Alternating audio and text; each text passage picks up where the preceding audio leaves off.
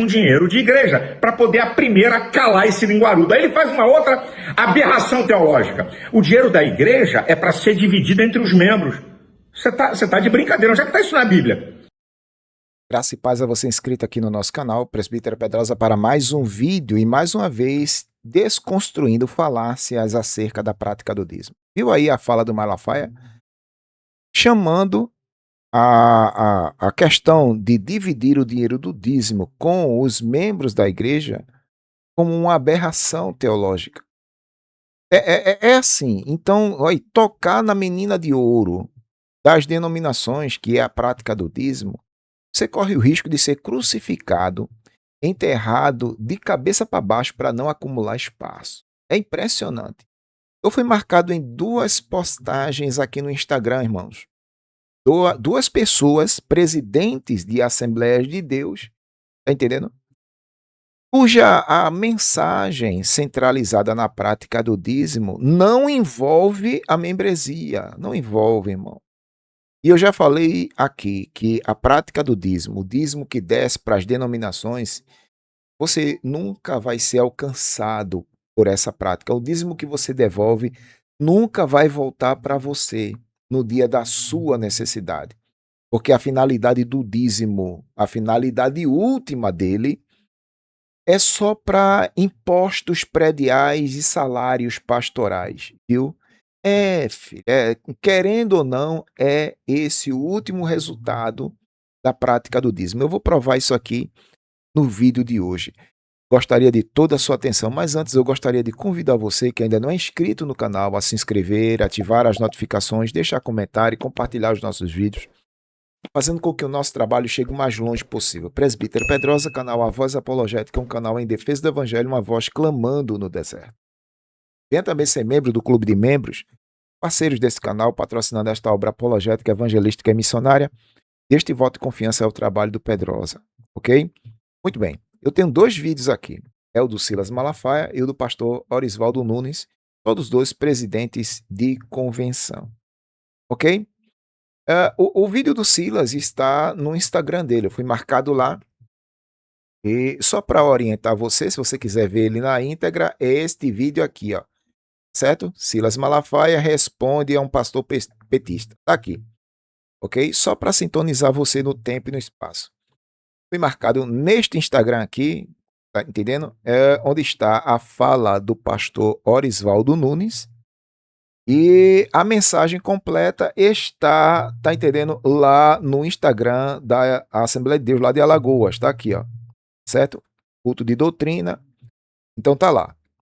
Ok? É a mensagem completa para você ver. E ele começa a falar essa frase nesse time aqui, ó. Uma hora. Pronto. Chega já na metade do vídeo aqui, ó. Daqui em diante é que ele começa a falar a fala que a gente vai analisar daqui a pouco, ok? Mas vamos primeiro para a fala do Silas Malafaia. Eu gostaria de analisar com você a fala dele. E daqui a gente traçar um norte sobre essa questão. Vamos lá. Não é com dinheiro de igreja para poder a primeira calar esse linguarudo. Aí ele faz uma outra aberração teológica. O dinheiro da igreja é para ser dividido entre os membros. Você tá de brincadeira. Onde é que está isso na Bíblia? Oxente, está na Bíblia. A gente vê isso em Atos dos Apóstolos, certo? No capítulo de número 2, quando a igreja dividiu ali os seus recursos, ok? E Paulo, escrevendo aos Coríntios, também fala sobre isso, Silas. Que doutrina é essa? Você está fazendo uma confusão. Os cristãos da igreja primitiva resolveram voluntariamente doar propriedades, riquezas com aqueles que não tinham. Uma decisão pessoal do cristianismo. Obras são pessoais. Não, pessoal, vê a confusão. Ele está falando algo, mas sem citar o texto. Se ele estiver se referindo a Atos 2 ou Atos 4, tanto Atos 2 quanto Atos 4, os primeiros cristãos, tá certo? Eles traziam seus recursos e depositavam aos pés dos apóstolos para que fossem usados na necessidade dos próprios cristãos. Tá entendendo? Então, aquilo que chegava ali não era a prática do dízimo. Até porque eu defendo uma linha teológica que afirma categoricamente, com base bíblica, que a prática do dízimo não passa por Novo Testamento. Então, o porquê de Silas estar insistindo nesta tecla, trazendo esta argumentação, que na minha interpretação é falaciosa? É porque ele defende a prática do dízimo na nova aliança. Quando não existe. Aí é onde eu devolvo a pergunta que ele está falando, né? Onde é que está essa doutrina na Bíblia? Aí eu digo, oxe, onde é que os apóstolos falaram de dízimo, Silas? Não é? Onde é que os apóstolos falaram de dízimo? O dinheiro da igreja, biblicamente falando, é para manutenção da casa do Senhor e expansão do reino de Deus na terra. Dinheiro da igreja, tá vendo aí? Aí quem não entende das escrituras, come uma fala dessa. Isso é uma falácia, não existe isso aí na Bíblia.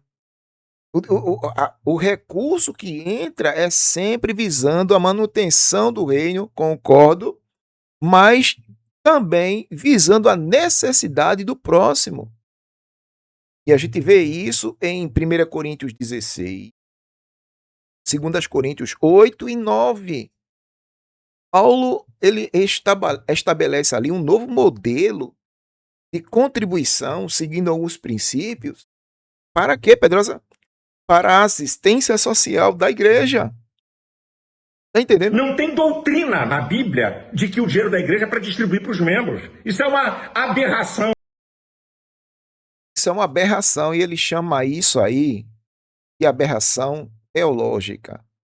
Ou seja, o dízimo, a interpretação do Silas, ele não deve ser empregado entre os membros, porque ele tem outra finalidade, e a finalidade última é a manutenção do templo e pagamentos prediais, impostos prediais e salários pastorais. É essa a argumentação, e a finalidade última do dízimo foi sempre essa, filho. Tá entendendo? E outra fala aqui, é a fala do pastor Orisvaldo. Veja a fala do pastor Orisvaldo. Vamos lá, presta atenção.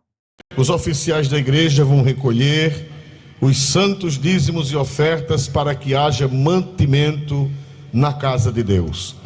Eu tenho ouvido algumas pessoas ignorantes dizerem que lá no céu Deus não precisa de ofertas de dízimos, e eu quero concordar com elas em parte. Lá no Bom, aí se cria uma narrativa. Gente, se cria uma narrativa. Se teve gente que disse isso, se criou uma narrativa para tentar justificar tal prática. É a narrativa, a argumentação falaciosa para se justificar a prática do dízimo. Céu, Deus não precisa de dízimo. O céu não se precisa, mas aqui na terra precisa. Tá? Tem que inventar uma argumentação falaciosa para empurrar de goela abaixo a prática do dízimo.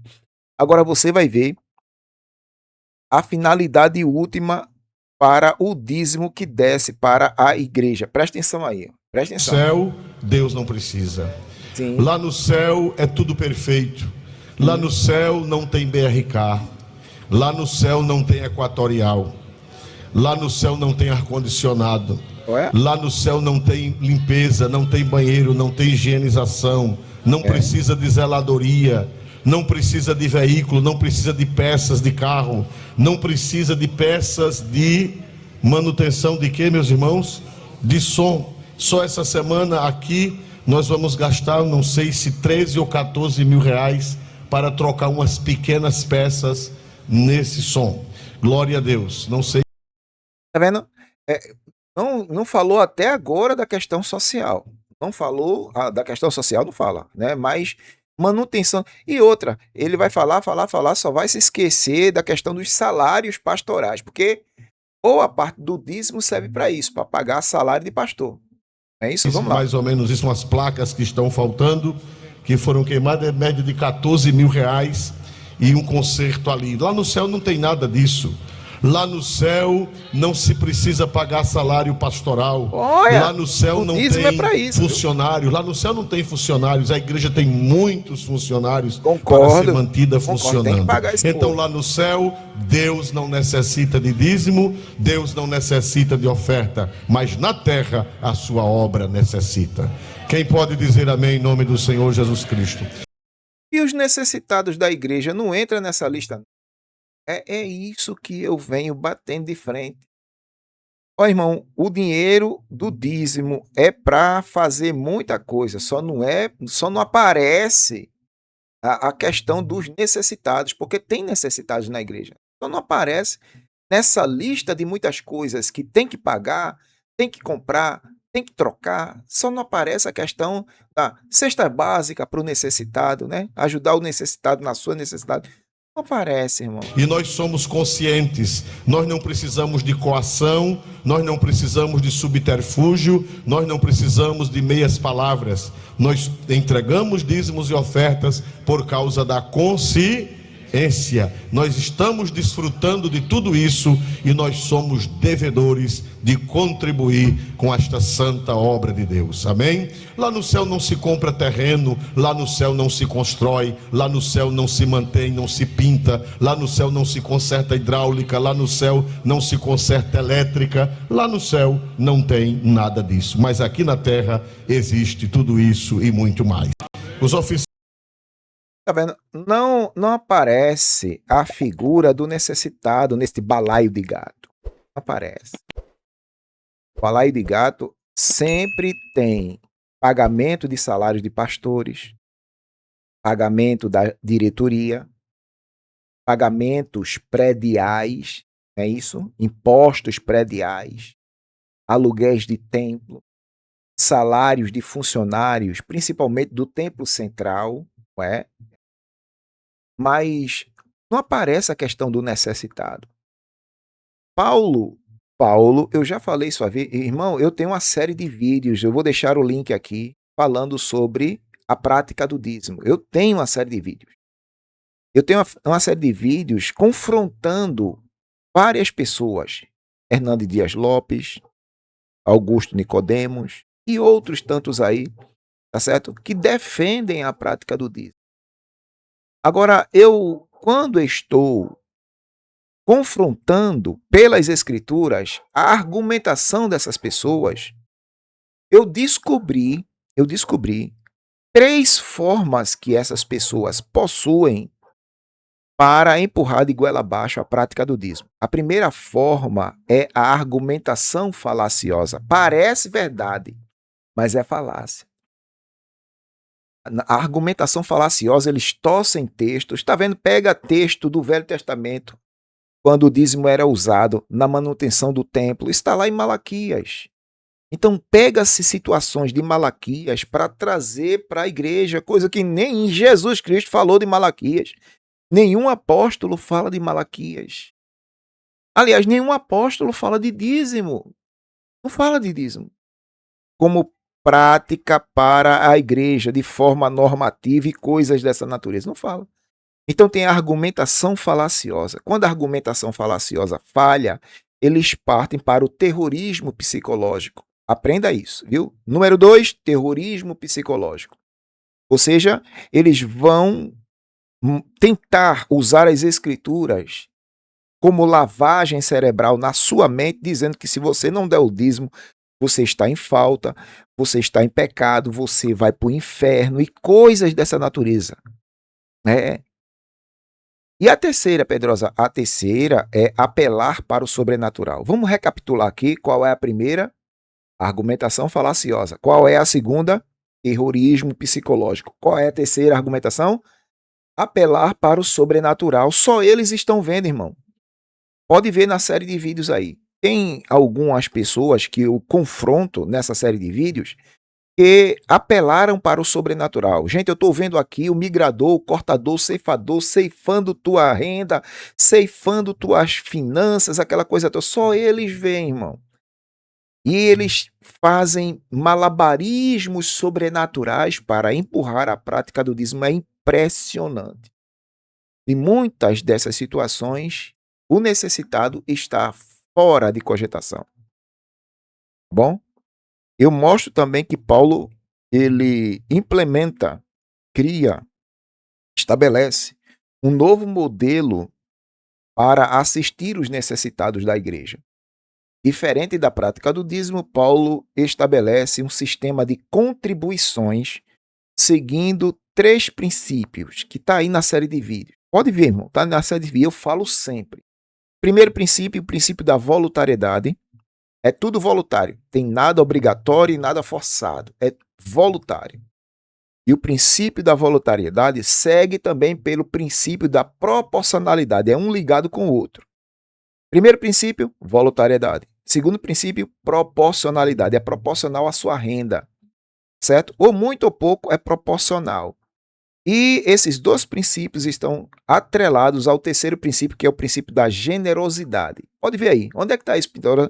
Leia 1 Coríntios 16 e depois passe para 2 Coríntios 8 e 9. Leia todos os 2 capítulos. Você vai aprender ali um novo sistema de modelo de contribuição para atender os necessitados. E este modelo funciona. Neste modelo, o social da igreja trabalha. A manutenção da igreja trabalha. E os necessitados são assistidos neste modelo. Está entendendo? É. Mas hoje o que a gente vê é muita gente praticando o dízimo. Na hora da necessidade, não são assistidos. Não são assistidos. Tá entendendo? Eu sou forçado, aqui eu não ia fazer isso não, mas eu sou forçado a mostrar este vídeo aqui, ó. Ó, presta atenção, irmão, eu sou forçado a mostrar este vídeo aqui só para encerrar. Isso a gente falou um dia desse aqui, eu vou mostrar este vídeo só para você ter ideia do que eu tô falando. Mostra aí, Pedrosa, mostra aí. Opa aí, ó. Mas é muito revoltante, Thalita. Quanto tempo eu tô na Assembleia de Deus, sempre eu dei o meu dízimo. Aí agora eu não estou dando meu dízimo devido à situação que a gente está enfrentando. Vou lá conversar com a pessoa de frente, que pode estar me ajudando, nos ajudando. Falei tudo que está acontecendo. Aí ele vem dizer que a igreja está em reforma, que está difícil para todo mundo. Quer dizer que a igreja é mais importante do que a vida dos meus netos, de 2 inocentes. A vida de 2 inocentes, a igreja é mais importante. Mas eu já tinha falado isso pra senhora. Não, isso é revoltante, eu estou muito decepcionada. Se eles quisessem, mãe, se eles quisessem fazer alguma coisa, você sabe, uma oferta, mãe, o que seria uma oferta para esse povo? Com uma oferta eles conseguiam arrecadar. Não era meu dízimo. Mas eu cansei de falar, a senhora falava o quê? Não, não é assim. Estou muito chateada mesmo, porque não deram nem atenção direito para mim. Só falou assim, não dá nem atenção, irmão. Reforma, a situação está difícil para todo mundo, nem para perguntar como que está seu netinho, que dia que vai, assim. A senhora vai passar mal. Tá vendo? Uma irmã passou boa parte da vida entregando o dízimo na igreja. No dia da necessidade, cadê o dízimo? Ele não volta para você. A finalidade última do dízimo, como eu já falei, é sempre na manutenção do prédio, pagamentos e salários pastorais, impostos prediais, salários de funcionários e coisas dessa natureza. Filho, você vai ouvir um sonoro não, se no dia da sua necessidade quer por desemprego ou quer por enfermidade, no dia da sua necessidade, se você for procurar ajuda, você vai ouvir um sonoro não, que nem essa irmã escutou. Tá entendendo? Ainda vão dizer a você assim, ó, irmão, tá difícil para todo mundo.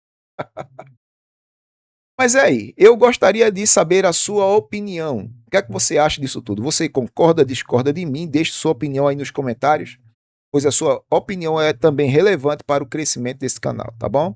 Uma vez mais eu lhe agradeço, Presbítero Pedrosa, canal A Voz Apologética, um canal em defesa do Evangelho, uma voz clamando no deserto. Curta, comente, compartilhe, se inscreva, faça com que esse trabalho chegue o mais longe possível. Deus abençoe e até a próxima.